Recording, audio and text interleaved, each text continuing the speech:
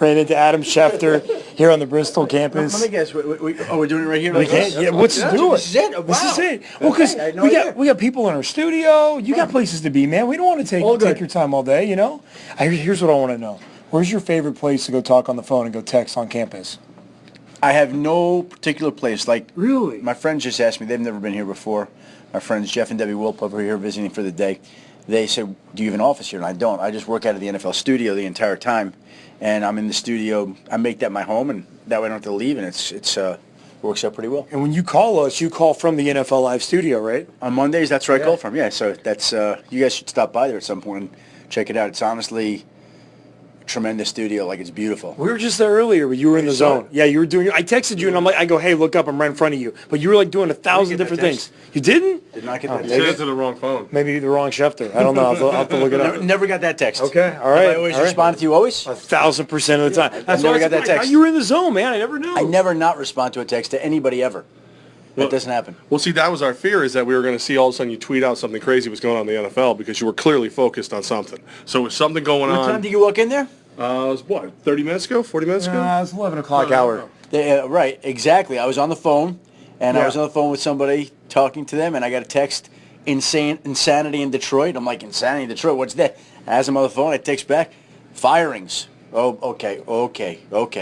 So you got to go make calls and see what happened, and unfortunately, some people lost their jobs in Detroit today, some good people, and you hate to see that, and it's always a little bit sad and emotional, but Lions making moves. Lions shook things up today. Can you update us? Because we've been walking around watching you breaking stuff.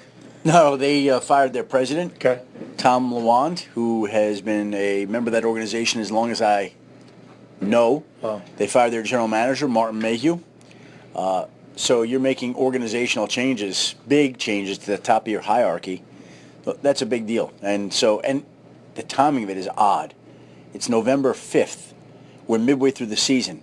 They had to do this now. It couldn't wait till the end of the year, but clearly Martha Ford, the 90-year-old owner of the team, has had enough, and she wanted to shake things up, and she has. And so she still makes decisions at 90 years old. Yeah, that's her team. Okay. Yeah, don't mess with her. All right.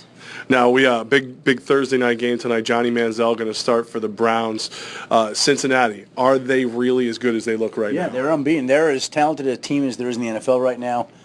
You know, I remember this time last year on a Thursday night, they played the Cleveland Browns as well. Andy Dalton, that game stunk because he was on my fantasy team and he had 0 points. 0. And I thought that was impossible that somebody could get a 0. So tonight will be a measuring stick to see how much he's improved over last year. But I think Andy Dalton has played very well this season. That team has got all its people back. Tyler Eifert's healthy. Marvin Jones is healthy. A.J. Green's playing great. Jeremy Hill, Giovanni Bernard. Offensive line that's in sync and in rhythm. And they're as good basically as just about anybody in football. And the AFC's got New England. It's got Denver. It's got Cincinnati. Those three teams are the big dogs. Armen and Levack, we're bugging Adam Schefter, hanging out in the hallways of Bristol. I got a question for you guys. What do you think of ESPN today? Have you been here before? This is my 5th or 6th time. You've been here twice. This is my second time, but the changes in 1 year, ridiculous. I can't even keep up. I come up every other week and I can't believe the changes. I'm not joking. I'm like, oh, where'd this come from? Who's this person? Where'd that building, when'd that get built? Put into your own words those studios, the NFL studios and the Sports Center studios. How do you describe how cool they are? Well, again, that's where I work. And about a month ago, I was talking to somebody, I don't know who it was, and they said, do you realize, and I hadn't, do you realize that you work in the nicest television studio in the world? And I thought, wow, I never thought about it that way, but it's true. Yeah. There's not a nicer TV studio in the world than the one that we work in, and so that's basically my office, because I just use a computer. Mort's got his desk to the left. You saw where I sit, right? Yep. Mort's to the other side. I'm to that side. Kaplan was to your left when we were in there, too. Yeah, we let him in the middle sometimes every now and then.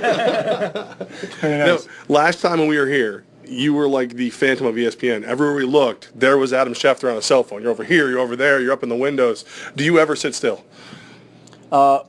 We've been doing this interview for how long now? Your right arm's kind of going, this is like the record for the day, standing here in the hallway. Listen, you do what you got to do, and everybody's job keeps them in motion, and my job keeps me in motion. JPP going to play this weekend. Yeah, I think we're going to see JPP out there. They're desperate for him. They need him, and I think he's going to be out there. He's going to have a different cast in his hand.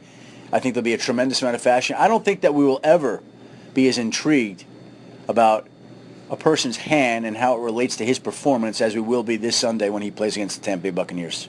Wow. Perfect team for it. The one-handed catch from OBJ, and now the what will happen with JPP's hand. I'll leave that to you. Ryan Fitzpatrick, he's going to play. We didn't think he was going to play. Expectations of him. He's very happy about tearing ligaments in his left thumb because all week long, even though he's got to play the Jacksonville Jaguars on Sunday, he's out of diaper duty. Doesn't have to worry about changing diapers. So his wife has given him a hall pass there, and he doesn't have to do any of that this week. We can relate to that. He's just got to worry about, how many kids you got? I have 2 and Levack has 1. And how old? I have a 4-month-old and a 3-year-old. I have a 12-year-old. You're not changing diapers anymore, right? She's getting ready to change mine. That's how it works, right? You have 2 as well, right? Yeah, 15 and 7. No more diapers. No more diapers. Yeah.